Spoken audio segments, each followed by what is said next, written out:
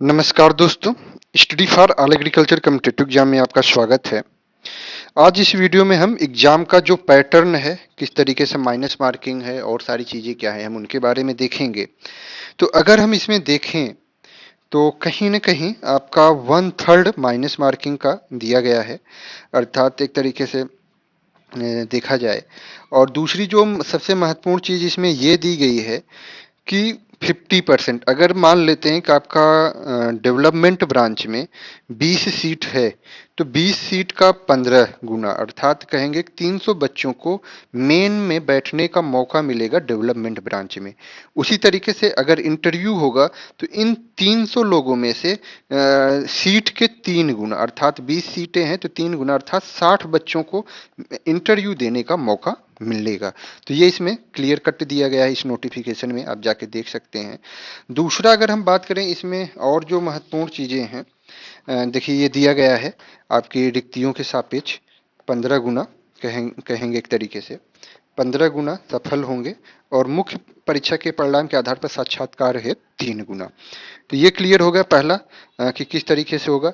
दूसरा इसमें एक बड़ा ही महत्वपूर्ण, जैसे पिछली बार हुआ था, बहुत सारे बच्चे इसमें क्वालिफाई नहीं कर पाए थे। न कर पाने के पीछे का रीजन एक यही था कि इसमें 1/3 माइनस मार्किंग का प्रावधान किया गया है, अर्थात जो आपका होगा निगेटिव मार्किंग की व्यवस्था लागू की गई है।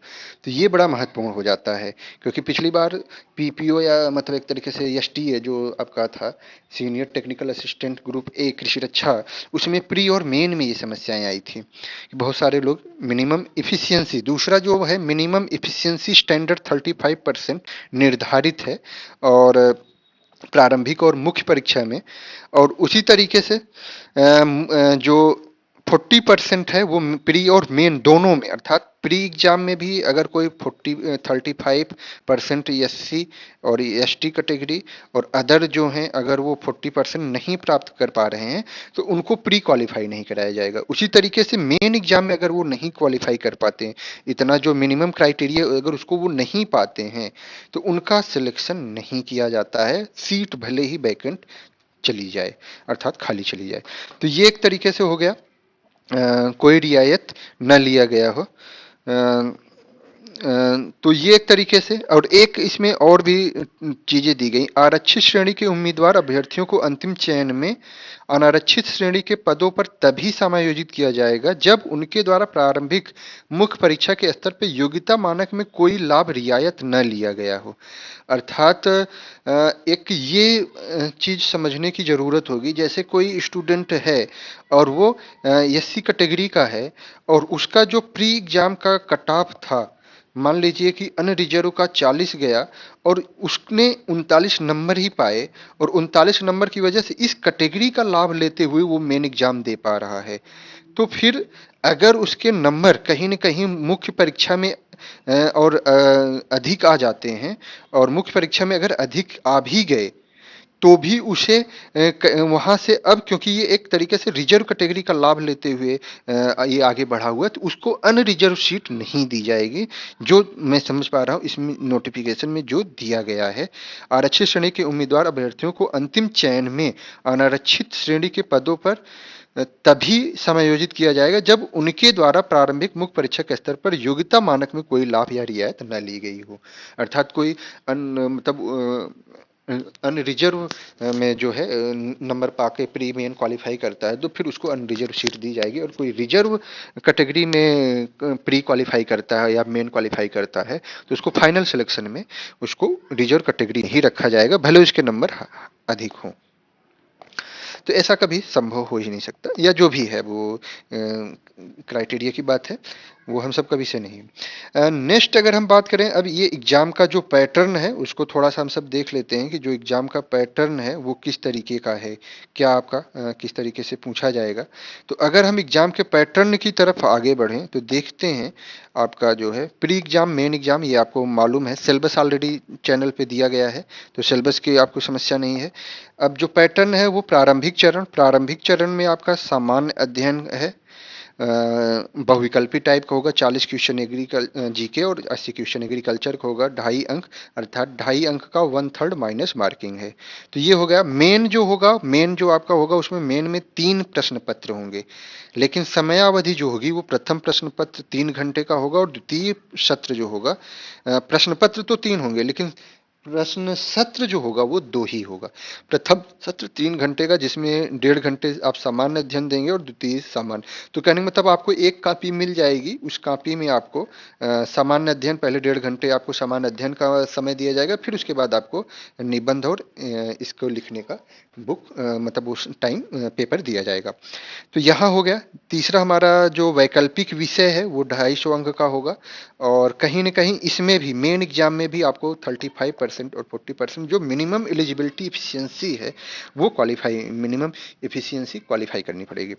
अब एग्जाम के पैटर्न ये तो हो गया कि किस तरीके से क्वेश्चन किस तरीके से पूछे जाएंगे, हम उसके बारे में एक बार देख लेते हैं जो सबसे ज़्यादा क्वेरी किया जा रहा है सबको, मेन एग्जाम। लेकिन उससे पहले मैं एक चीज़ और बताऊंगा, क्योंकि इसमें प्री में 35 और 40% रखा गया है, उसी तरीके से मेन में भी रखा गया है। तो सबसे पहले, क्योंकि पिछली बार ऐसा हुआ सीनियर टेक्निकल असिस्टेंट में कि बहुत सारे ऐसे स्टूडेंट रहे जिन्होंने प्री ही नहीं क्वालिफाई कर पाए, 40% ही नहीं कर पाए। अर्थात अगर 120 क्वेश्चन का टोटल देखा जाए तो आपको 48 क्वेश्चन तो अटेंड करने ही पड़ेंगे, 48 क्वेश्चन आपके सही होने चाहिए मिनिमम, तभी आप प्री क्वालिफाई कर पाएंगे। अब इसमें अगर हम देखें सामान्य अध्ययन जो होगा वो 10 प्रश्न प्रति जो होगा अति लघु उत्तरी होगा 1 अंक का, अर्थात 10 अंकों का 10 क्वेश्चन होगा, जो कितने शब्द सीमा उसकी 25 होगी।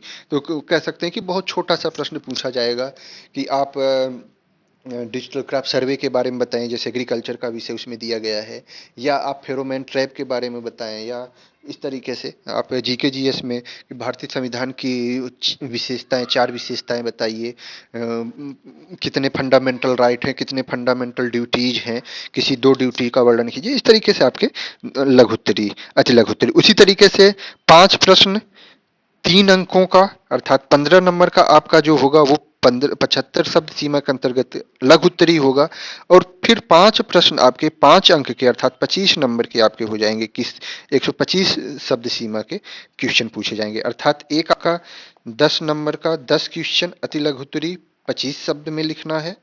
दूसरा आपका कह सकते हैं कि 5 क्वेश्चन 3 अंक का, अर्थात टोटल 15 अंक का आपको 75 वर्ड में लिखना है।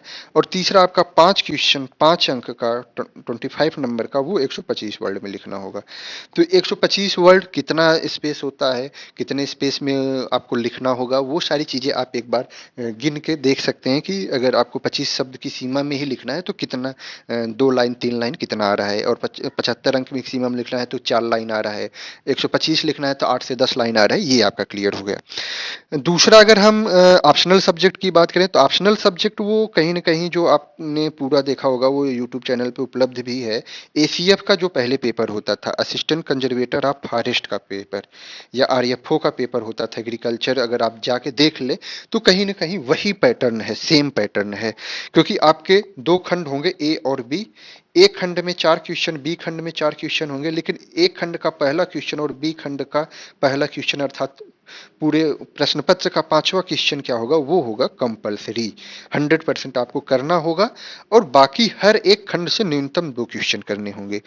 तो जनरली आईसीएफ या आरएफओ का अगर आप पेपर जाएंगे देखेंगे तो जो प्रथम प्रश्न क्वेश्चन होता है और जो 5वां क्वेश्चन होता है वो कहीं न कहीं लघु उत्तरी या अति लघु उत्तरी टाइप का होता है। बहुत छोटे छोटे क्वेश्चन होते हैं, बहुत बड़े बड़े क्वेश्चन नहीं आते हैं।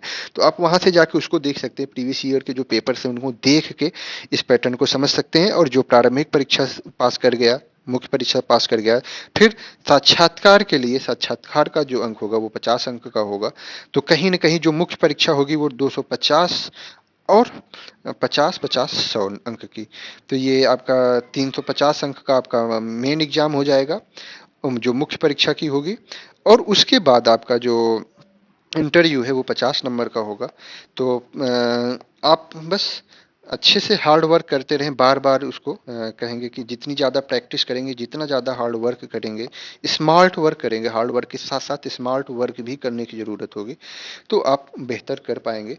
तो ये एग्ज़ाम के पैटर्न का हो गया, हालाँकि मेन एग्ज़ाम से पैटर्न से पहले आपको प्री एग्ज़ाम के बारे में ज़्यादा फोकस करना है, क्योंकि प्री एग्ज़ाम में पिछली बार ऐसा हुआ, बहुत सारे स्टूडेंट ऐसे रहे, जो प्री क्वालीफाई नहीं कर पाए थे।